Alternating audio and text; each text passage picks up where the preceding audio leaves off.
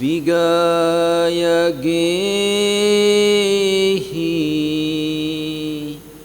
न सन्निहिं कुवत्या सुपन्ने तरियुं समुद्रं महाभवोधम्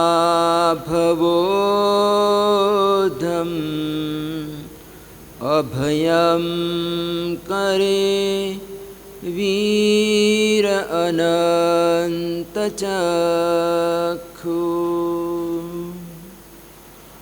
कोऽहं च मानं च तहेव मायं लोभं च उद्धम् अजत्थदोषा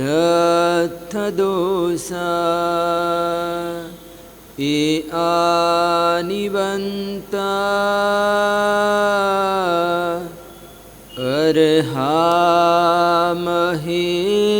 अर्हामहेसि न कुवई पावनकारवे किरिया किरियां वेन इयानुवायम् अन्नानियानं पनियच्चठानं शेषबवायम् इति वेययिता उवठ्ये संजमदीहरायम्।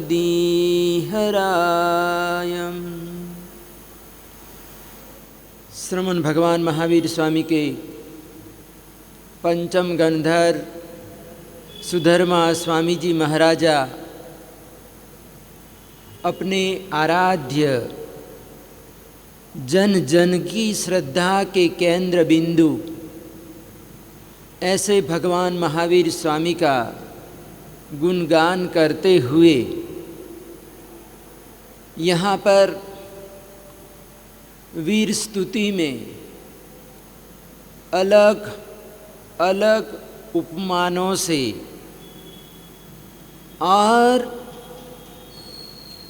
अपनी जबरदस्त प्रस्तुत करने की शैली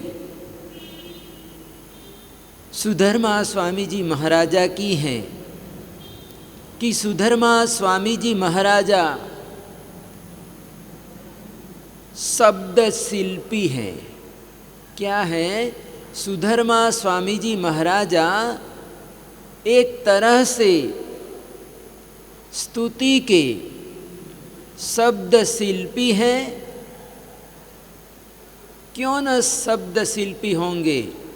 क्योंकि सुधर्मा स्वामी जी महाराजा चार ज्ञान के धनी है। कितने? चार ज्ञान के धनी हैं। और जो उन्होंने देखा है, परमात्मा को जैसा उन्होंने देखा है वही कहा है। यानी वीर स्तुति में जो सुधर्मा स्वामी जी महाराजा ने गुणगान किया है, अपने शब्दों के द्वारा, अपने उपमानों के द्वारा, और जैसा उन्होंने परमात्मा के बारे में अनुभव किया, एहसास किया, देखा, और जैसा देखा वही कहा। तो आगे बढ़ते हुए सुधर्मा स्वामी जी महाराजा अपनी स्तुति में फरमा रहे हैं कि भगवान महावीर स्वामी कैसे थे। तो उन्होंने इस गाथा में बताया, पुढो वमे धुनई विगय गेहि न सन्निहि कुव्वई आसुपन्ने तरियुं समुद्रं च महाभवोधम अभयं करे वीर अनंत चक्षु। सुधर्मा स्वामी जी महाराजा कहते हैं कि भगवान महावीर स्वामी पृथ्वी के समान सहनशील थे। उन्होंने 8 प्रकार के कर्म मलों को दूर कर दिया था। धुनई यानी कि खत्म कर दिया था, धुन दिया था। और समस्त प्रकार की जो जितनी भी आसक्ति है, आसक्तियां, पदार्थों की जो आसक्तियां हैं, कहते हैं कि उनसे, सभी आसक्तियों से परमात्मा ने अपने जीवन को रहित बना लिया था। यानी आसक्ति से रहित परमात्मा का जीवन था, अनासक्त था। तरियुम, वे परमात्मा ने, महावीर प्रभु ने तरियुम महाभवोघम यानी कि महासागर को, संसार सागर को परमात्मा ने तैर लिया था। यानी वो संसार सागर से पार हो गए थे। और वे आसु प्रज्ञ, यानी यहाँ पर परमात्मा के लिए कहा कि परमात्मा कैसे थे? आसु प्रज्ञ। कैसे थे? आसु प्रज्ञ यानी तीक्ष्ण बुद्धि वाले थे और अपनी बुद्धि से, अपनी प्रज्ञा से, परिग्रह से मुक्त हो गए थे। और ऐसे परमात्मा ने निर्वाण को प्राप्त कर लिया था। अभयम करे वीर अनंत चक्षु, यानी परमात्मा अभय को करने वाले थे और अनंत अनंत चक्षु वाले थे। तो यहाँ पर सबसे पहले सुधर्मा स्वामी जी महाराजा ने बताया कि श्रमण भगवान महावीर स्वामी सहनशील थे। और किसके समान सहनशील थे? तो सुधर्मा स्वामी जी महाराजा ने कहा कि पूढ़ो वमे, यानी कि पृथ्वी के समान सहनशील थे। अब पृथ्वी पर हम चाहे कुछ भी करें, बड़े बड़े मकान खड़े कर ले, पृथ्वी की हम खुदाई कर दे, तो पृथ्वी कभी भी किसी को मना नहीं करती है। यानी सब कुछ मुख भाव से सहन कर लेती हैं। यानी किसी को कुछ कहते ही नहीं है, मना ही नहीं, कुछ भी करो, पृथ्वी के साथ तुम कैसा भी व्यवहार करो, पृथ्वी कभी भी मना नहीं करती है। न तो खुश होती हैं और न नाराज होती हैं। पृथ्वी कैसी है कि कोई उसकी प्रशंसा करे या फिर कोई उसको अपशब्द सुनाए, पृथ्वी कभी खुश या नाखुश, कभी भी इस तरह का उनके दिल में कोई भाव नहीं आता है। तो जिस तरह से पृथ्वी सब कुछ सहन कर लेती है, वैसे ही भगवान महावीर स्वामी का जीवन था। ऐसे परमात्मा सहनशील थे, परमात्मा ने सब कुछ सहन किया। हमने पिछले प्रवचनों में देखा कि परमात्मा के पास कैसे कैसे लोग आए, मानव आए, देव आए, तिर्यंच आए, और सभी ने परमात्मा को विभिन्न प्रकार के उपसर्ग किए हैं। अनुकूल, प्रतिकूल, सब तरह के उपसर्ग हुए हैं देवताओं के द्वारा, तिर्यंचों के द्वारा, और मनुष्यों के द्वारा। तो सभी के द्वारा किए गए उपसर्गों को परमात्मा ने भली भांति सहन किया है।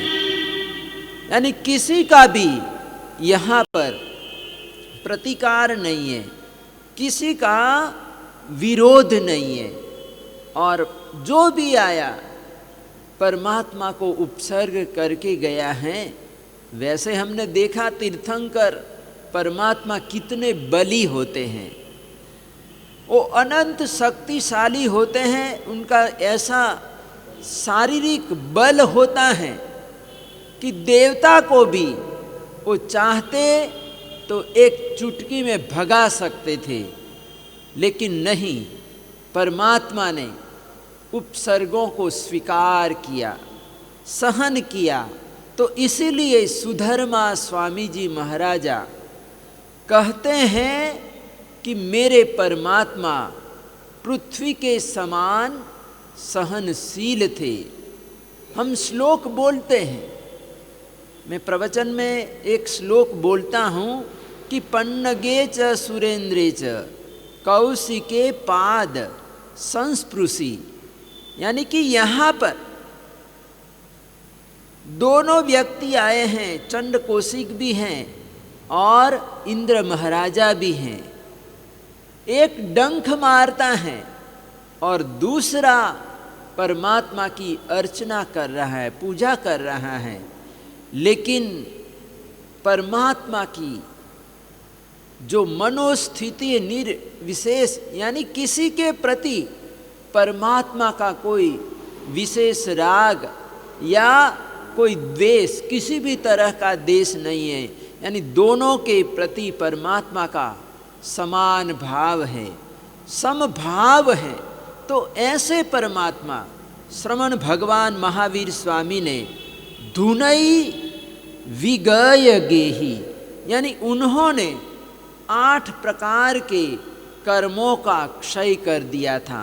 यानी ज्ञानावर्णी, दर्शनावर्णी, वेदनीय, मोहनीय, अंतराय, आयुष्य, नाम, गोत्र वगैरह जो 8 प्रकार के कर्म हैं, कहते हैं कि 8 कर्मों को परमात्मा ने दूर कर दिया था। कर्म के बारे में, कर्म के विषय में हमने गत प्रवचनों में बड़े विस्तार से देखा है कि ज्ञानावर्णी कर्म कैसा होता है, कि ज्ञानावर्णी कर्म ज्ञान पर, आत्मा के ज्ञान पर एक आवरण डाल देता है, एक पर्दा आ जाता है और व्यक्ति को ज्ञान, आत्मा का ज्ञान ढक जाता है। जैसे सूर्य का प्रकाश होता है तो सूर्य का प्रकाश पृथ्वी तक पहुंचता है, लेकिन बीच में कोई बादल जैसा आ गया, पर्दा आ गया, तो सूर्य का प्रकाश पृथ्वी तक पहुंच नहीं पाता है, रुक जाता है, प्रकाश ढक जाता है।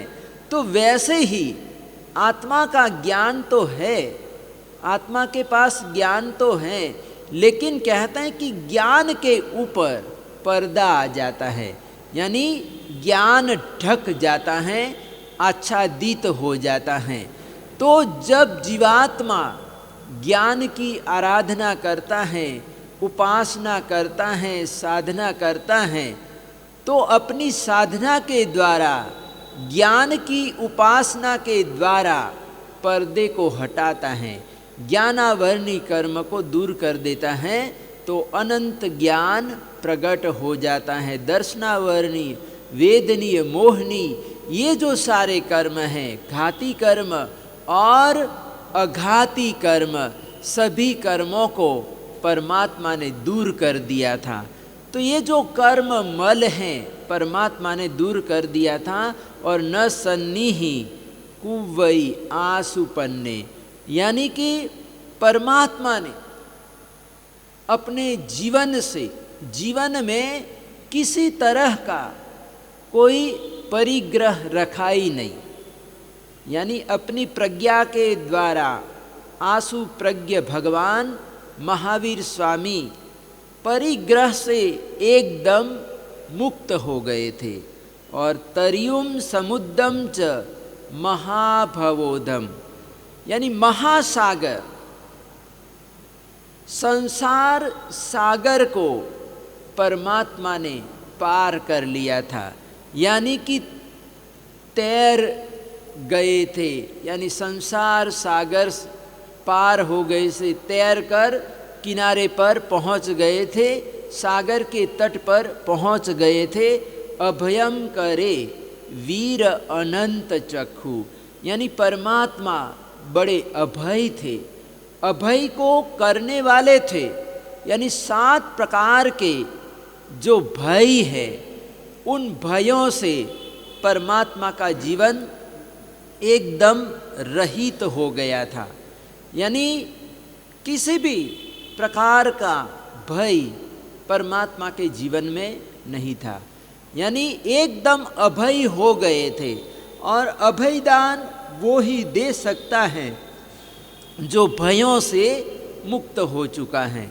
तो इसीलिए नमो जिनानम जी अभयानम, यानी ये हम पाठ बोलते हैं, नमुथुनम सूत्र में ये पाठ बोलते हैं, यानी परमात्मा अभय दान करने वाले, यानी भयों को दूर करने वाले हैं, 7 भयों को दूर करने वाले हैं। तो ऐसे परमात्मा अनंत चक्षु, यानी अनंत ज्ञान से युक्त थे। और इसीलिए परमात्मा ने कहा कि परमात्मा अनंत अनंत चक्षु वाले थे। कैसे थे? परमात्मा अनंत अनंत चक्षु वाले थे। और अनंत चक्षु यानी अनंत ज्ञान था, और अनंत ज्ञान होने के कारण सुधर्मा स्वामी जी महाराजा ने कहा कि मेरे प्रभु अनंत चक्षु वाले थे। तो अब आगे की गाथा में सुधर्मा स्वामी जी महाराजा कहते हैं, कोहम च मानम च तहेव मायम लोभम च उद्धम अज्जथ दोषा ए आनिवंता अर्हा महेसी न कुवई पावन कारवे। सुधर्मा स्वामी जी महाराजा फरमा रहे हैं कि श्रमण भगवान महावीर स्वामी ने क्रोध, मान, माया और लोभ, इन कषायों को परमात्मा ने वमन कर दिया था। सुधर्मा स्वामी जी महाराजा कह रहे हैं कि क्रोध, मान, माया और लोभ ये आध्यात्मिक दोष है। क्या है? आध्यात्मिक दोष है। और ये जो कषाय हैं वो हमको आराधना साधना से, धर्माराधना से वंचित कर देते हैं। क्या करते हैं? वंचित करते हैं। ज़्यादा क्रोधी व्यक्ति, अहंकारी व्यक्ति, मायावी व्यक्ति और लोभी व्यक्ति वो आराधना नहीं कर सकता है। वो छोटी छोटी बातों में नाराज हो जाएगा, गुस्सा करेगा, माया करेगा, अभिमान करेगा, लोभ करेगा। तो ये जो कसाई हैं, एक कसाई हम करना तो चाहते हैं, लेकिन कसाई बीच में रोड़ा अटका देते हैं। यानी हम करना चाहते हैं लेकिन एक कसाई आके एकदम अंतराय डाल देते हैं। यानी हमको कुछ भी धर्म, आराधना, साधना नहीं करने देते हैं, आध्यात्मिक साधना में आगे बढ़ने नहीं देते। तो इसीलिए सुधर्मा स्वामी जी महाराजा ने कहा कि ये आत्मा के दोष हैं, आत्मा के साथ लगे हुए हैं। और ये आध्यात्मिक दोष हैं, तो ऐसे दोषों को परमात्मा ने वमन कर दिया था। यानी ये दोषों को, कषायों को परमात्मा ने बाहर निकाल दिया था। यानी ये क्या है, कषाय क्या है? एक प्रकार का विष है, एक प्रकार का जहर है। क्या है? जहर है। यानी कोई ज़्यादा व्यक्ति क्रोध करता है, आवेश में आ जाता है, तो कहते हैं कि उसके रक्त में विष का संचार हो जाता है, यानी वो परिवर्तित हो जाता है। यानी जो खून है, जो रक्त है, वो विष जैसा हो जाता है। कहते हैं कि कोई एक बहन होगी, तो उस बहन का पड़ोसियों से झगड़ा हो गया और इतना जबरदस्त भयंकर झगड़ा हुआ, गाली गलौज हुआ। और जैसे ही उस बहन को याद आया कि मेरे बच्चे को स्तनपान कराना है, दूध पिलाना है, तो उसी समय वो दौड़कर अपने घर में आई। गुस्से में ही आई थी, गुस्से में, आवेश में ही थी। और उन्होंने तुरंत ही, मेरा बच्चा भूखा हो गया लगता है, ऐसा करके उसने दूध पिलाया, स्तनपान कराया। तो स्तनपान करने के बाद बच्चा बेहोश हो गया। यानी समझो एकदम निश्चेष्ट हो गया, सारी चेष्टाएं उसकी बंद हो गई। यानी ऐसा लगा कि बच्चा चला गया, और चल ही बसा था, चला ही गया था, मर ही गया था। तो बहन ने डॉक्टरों को बुलाया वगैरह कि इसको कुछ हुआ नहीं, कुछ बीमारी नहीं, कुछ नहीं, और ये मेरे स्तनपान कराने के बाद ही ये बेहोश हो गया और ये चला गया, तो इसका क्या कारण है? तो डॉक्टरों ने तपास किया, जांच की, और जांच करने के बाद, और डॉक्टर भी बड़े वैज्ञानिक जैसे होते हैं, तो उन्होंने कहा कि तुमने स्तनपान कराने से पहले, अपने बच्चे को दूध पिलाने से पहले क्या काम किया था? तो माँ ने कहा कि मैं झगड़ रही थी, यानी पड़ोसियों से मेरा जबरदस्त झगड़ा हो गया था, और मैं ये लड़ती झगड़ती तुरंत मेरे को याद आया और दौड़कर मैं अपने घर में आई और मैंने स्तनपान कराया, अपने बेटे को मैंने स्तनपान कराया। तो वैज्ञानिकों ने ये अनुमान किया कि बहन गुस्से में थी, क्रोध में थी, और क्रोध में होने के कारण कहते हैं कि उसके शरीर में जहर फैल गया था। क्या हो गया था? उसके शरीर में जहर फैल गया था, विष फैल गया था, और ये विष के कारण बच्चा चला गया। क्या हुआ?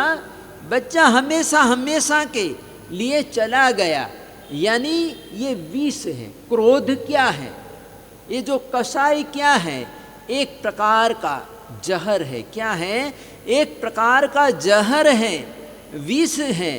तो परमात्मा, सुधर्मा स्वामी जी कहते हैं कि परमात्मा ने तो वॉमिट ही कर दिया था, यानी कषायों का वमन कर दिया था। इसलिए 10वें कालिक सूत्र में पंक्ति आती है, वमे चत्तारी दोषा इच्छन्तो हियमप्पनो, यानी जो अपना हित चाहते हैं, आत्मकल्याण चाहते हैं, कहते हैं कि उनको ये 4 दोषों का वमन कर देना चाहिए। क्या करना चाहिए? इन 4 दोषों का वमन कर देना चाहिए, तो हमारा जीवन एकदम हल्का हो जाएगा, निर्मल हो जाएगा, पवित्र हो जाएगा, और इसके साथ ही हमारा जीवन स्वस्थ हो जाएगा, स्वस्थ बन जाएगा। तो परमात्मा ने वमन कर दिया था।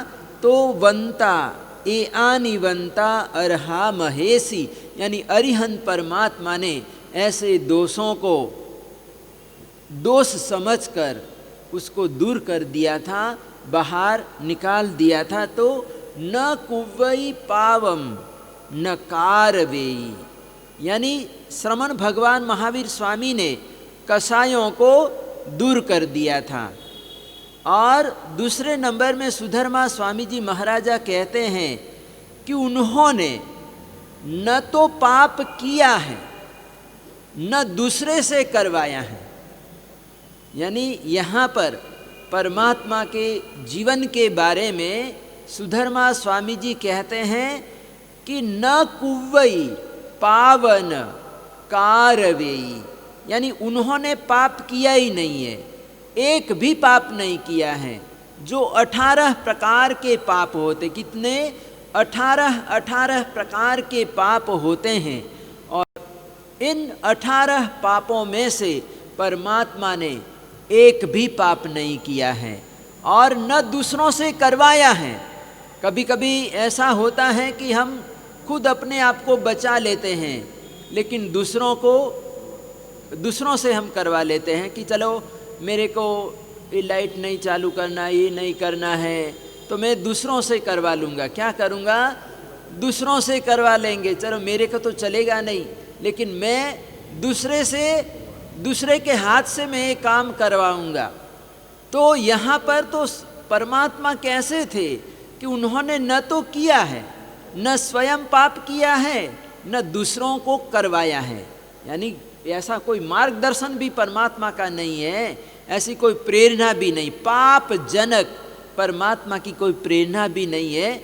तो ऐसे सुधर्मा स्वामी जी महाराजा भगवान महावीर स्वामी का गुणगान करते हुए कहते हैं कि परमात्मा ने कसायों का वमन कर दिया था और उन्होंने अपने जीवन में किसी भी तरह का कोई पाप नहीं किया है, न करवाया है, और साथ साथ किसी भी पाप की उन्होंने अनुमोदना भी नहीं की है। यानी परमात्मा का जीवन कैसा था? एकदम निर्मल था, पवित्र था, यानी कसायों से रहित, और एक भी जिसके जीवन में पाप नहीं है, ऐसे परमात्मा का जीवन था। तो क्रिया आगे बढ़ते हुए सुधर्मा स्वामी जी महाराजा कहते हैं, क्रिया किरियम वेनयानुवायम अन्नानियानम पडियच्च ठानम से सव्वायम इति वेय इत्ता उवट्ठिये संजम दीहराए। तो सुधर्मा स्वामी जी महाराजा कहते हैं जब वो परमात्मा का समय था, जब परमात्मा अवतरित हुए इस पृथ्वी पर, तो उस समय क्रियावाद वगैरह बहुत कुछ उस समय चलता था, हवन यज्ञ वगैरह बहुत कुछ चलता था। तो उस समय परमात्मा ने ये जो क्रियावाद वगैरह हैं, हवनादि जो हैं, कहते हैं कि उस समय ये क्रियाओं में, धर्म क्रियाओं में, कहते हैं कि बहुत सारी हिंसा होती थी, पशुओं की बलि दी जाती थी वगैरह, बहुत कुछ होता था। तो उस समय परमात्मा ने इसका विरोध भी किया है, यानी हिंसा नहीं होनी चाहिए, यानी जीवों की बलि नहीं होनी चाहिए। इस प्रकार से कहते हैं कि परमात्मा ने उस समय शंखनाद किया था, इसका विरोध किया था परमात्मा ने, और अहिंसा धर्म की स्थापना की थी। और परमात्मा के धर्म में, परमात्मा के अहिंसा धर्म में, परमात्मा के शासन में कैसे कैसे अहिंसा का किस तरह से पालन हुआ, रात्रि भोजन वगैरह यहाँ पर आएगा, आगे की गाथा में आ रहा है कि परमात्मा ने रात्रि भोजन का भी निषेध किया था। परमात्मा का तो त्याग था ही, लेकिन परमात्मा ने अपने उपदेशों में भी फरमाया है कि रात्रि भोजन हमको क्यों नहीं करना चाहिए। तो इसके बारे में विस्तार से परमात्मा ने अपने आगमों में, अपनी वाणी में बताया है। तो ये अंतिम गाथाएं हमारी चल रही हैं। अब मतलब एक ही गाथा बाकी है, यानी मुख्य रूप से एक गाथा बाकी है। लेकिन ये जो परमात्मा ने क्रिया क्रियम वेनईयानम अनानियानम पडियच्चठानम, इस गाथा के बारे में और अंतिम गाथा के बारे में हम कल देखेंगे। तो कल चौमासी चौदस हैं, यानी एक तरह से हमारा चातुर्मास परिपूर्ण होने जा रहा है। यानी चौमासी चौदस, जब चौमासा प्रारंभ होता है तब भी चौमासी चौदस होती है। वो आषाढ़ मास की चौमासी चौदस होती हैं। और जब ये चातुर्मास परिपूर्ण होता है तब भी ये चौमासी चौदस आती है। यानी ये कार्तिक मास की चौमासी चौदस है। कौन सी? कार्तिक मास की ये चौमासी चौदस है। यानी चातुर्मास परिपूर्ण हो गया। परसों से हम विहार कर सकते हैं, यानी परसों से हमारा विहार खुल जाता है। यानी कार्तिक पूर्णिमा है, यानी परसों कार्तिक पूर्णिमा है और हमारा जो शाश्वत गिरिराज की सिद्धांचल की जो यात्रा है वो यात्रा परसों से खुल जाएगी। यानी 4 महीने प्रतिबंध था, लेकिन ये चौमासा पूरा होते ही कार्तिक पूर्णिमा से ये यात्रा प्रारंभ हो जाती है। तो कल चौमासी चौदस हैं और चौमासी चौदस की हमको आराधना करनी है। बड़ी तिथि है। क्या है ये? बड़ी तिथि है, आराधना की तिथि है।